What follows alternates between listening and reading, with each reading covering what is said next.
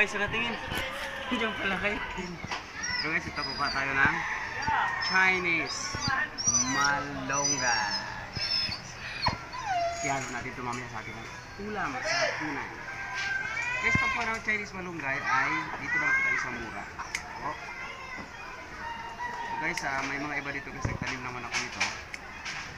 So maganda dito guys, marami po sa ating pong mga bakuran. Para po tayo ay nakakatipid. Guys, kuha tayo ng kuha. Yan guys, kuha lang kayo dito mga kapatid. Kuha lang kayo. Kuha lang tayo ng kuha. Kuha tayo ng kuha. Ani lang tayo ng ani. Guys, madami na to.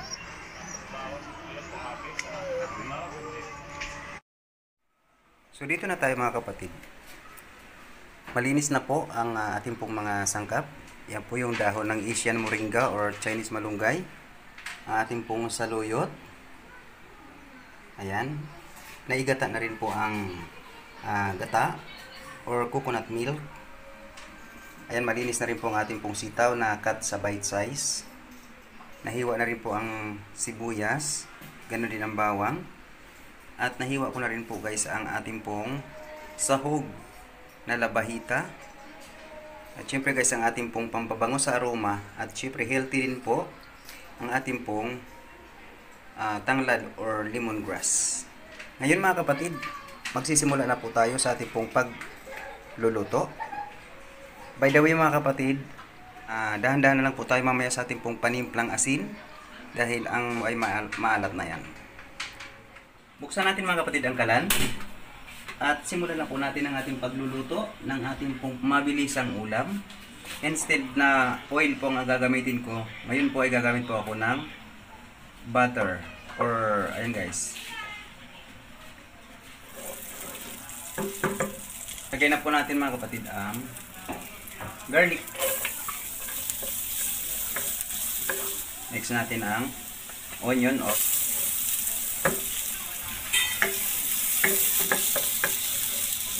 lagyan natin mga kapatid ang atin pong sitaw. Yan. Haluin po natin mga kapatid. Ito.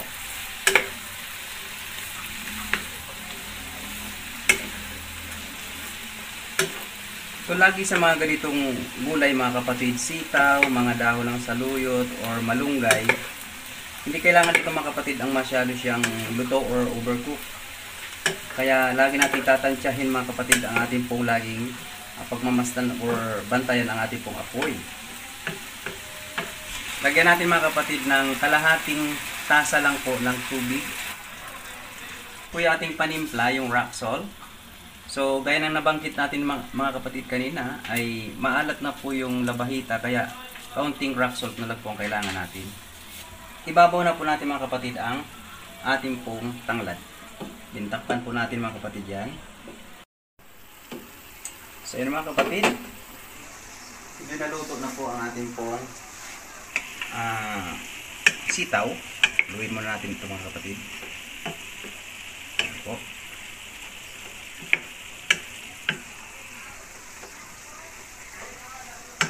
Natin mga kapatid ang ating pong labahita.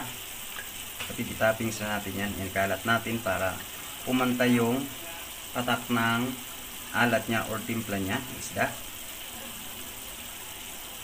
Takpan po ulit natin mga kapatid. Na ulit mga kapatid, haluin na naman natin para mapunta naman sa ilalim ang ating pong sahog. Mabango po yung tanglad. Kaya yung kagandahan mga kapatid sa tanglad, kapag mayroon po ang ating niluluto ay may aroma siya. Aroma guys. So ilagay na natin mga kapatid ang ating pong coconut milk or gata. Ayan.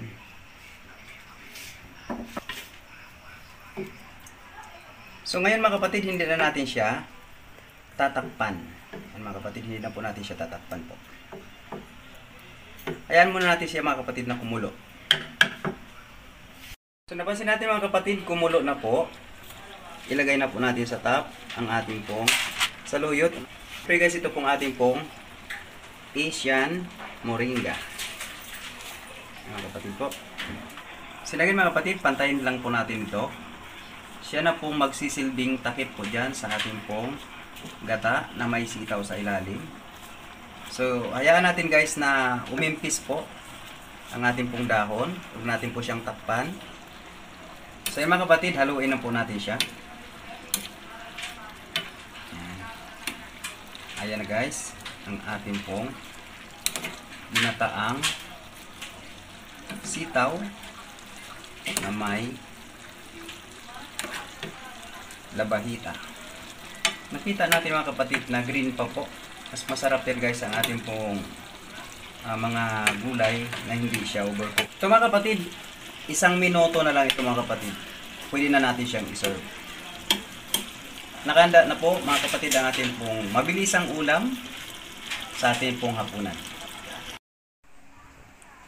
Mga kapatid, ang ating pong finished product sa ating pong madali ang ulam sa hapunan. So nakita nyo naman mga kapatid ang ating pong ginawa kanina kung paano po yan naging ganyan po mga kapatid. Kung bago ka pa lang guys sa aking pong channel ay huwag sanang kalimutang i-like, share, comment, and subscribe.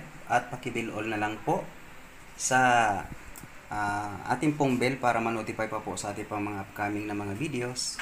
Till then, God bless us all. Ingat po kayong lahat mga kapatid. Tara na, hapunan na po tayo. Bye-bye!